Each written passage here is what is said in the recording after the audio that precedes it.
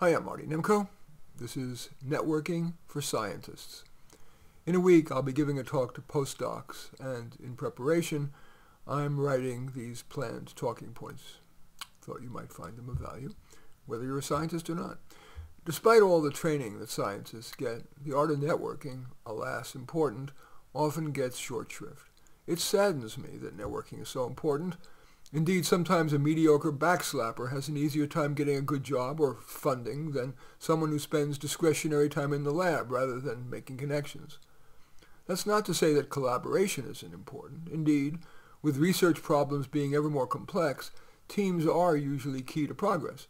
And obviously, choosing team members outside as well as inside your institution increases the chances of the team producing fine results. But in a nod to pragmatism, I thought I would share a few tips on the art of networking, focusing on scientists, many of whom chose their profession as to prioritize doing the work rather than mingling. First, I want to talk about insecurity. All the practical advice in the world about how to network may fail if insecurity precludes acting on it. The imposter syndrome is common, maybe even especially, among the top-tier people. At every level, a few are top of the heap, but many others in that tier may think, I'm not smart enough, or with a good enough research agenda, or even irrationally, aren't good looking enough to be here. If you're feeling that, rather than my a priori dismissing it, here's a multiple choice question. Do you want to strive to accept that even Nobel Prize winners may wonder, do I deserve this? Or might you like to develop some particular skill, maybe technical, writing, public speaking? How about redirecting your research or your job focus to an area that you might feel more confident in? Might you want to partner with people who are smarter or have a skill set that complements yours, where the two of you are better than the sum of the parts? Okay, now let's turn to tactics. Let's start about informal interactions. Think about people in and outside your institution who you respect and like or might like to get to know. To test the potential for connection, you might email a question, invite the person for coffee, or simply be a little friendlier than usual as you meet each other, say in the break room. Now I want to focus on conferences. If I were interested in networking to find, say, a potential collaborator or a funder, or looking for a job, here are things I would do.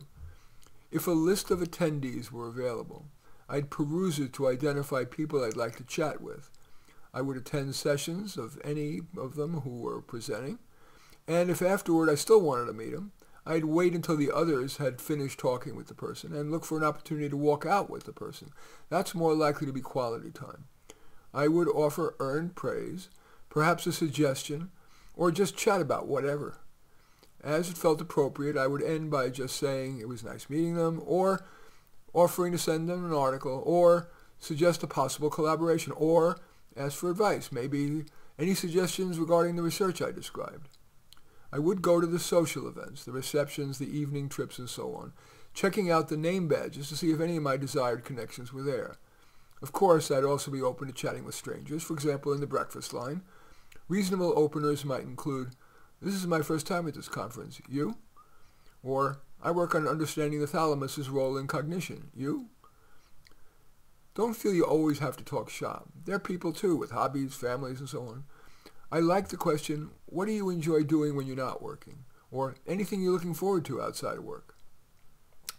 I'd come early to sessions and try to read people. Of course, if someone appealed, whether or not there was someone I had wanted to meet, I would stand maybe 6 feet away and establish eye contact with a bit of a smile and wait. Or if I were braver, I'd come over and try one of the openers I've mentioned before. If the conversation went well and it felt right, I might sit next to them. After the conference, I would write follow-up emails as appropriate to keep the connections alive and perhaps growing. Now, a lot of the above also applies to social situations, except you might give more weight to non-work subjects, your family, hobbies, or your connection to the host. Honestly, I wish this talk were unnecessary, that he or she who works best reaps the rewards. But we are human, and so networking can make the difference between success and an also-ran, even at your level. Anyway, that little article is called Networking for Scientists. As usual, I welcome your thumbs up and accept your thumbs down. I always look forward to your comments, and especially like it if you hit the share button below. Share on your social media so that my efforts can have broader impact. And I am flattered if you choose to subscribe to my channel. and certainly would welcome you taking a look at any of my 34 books. Probably the most relevant to this is How to Do Life, but all 34 are on Amazon. Just go there, search on my name, Marty Nemko, Nemko, and you will find more than you can stomach. In any event, I do thank you for watching. I am Marty Nemko.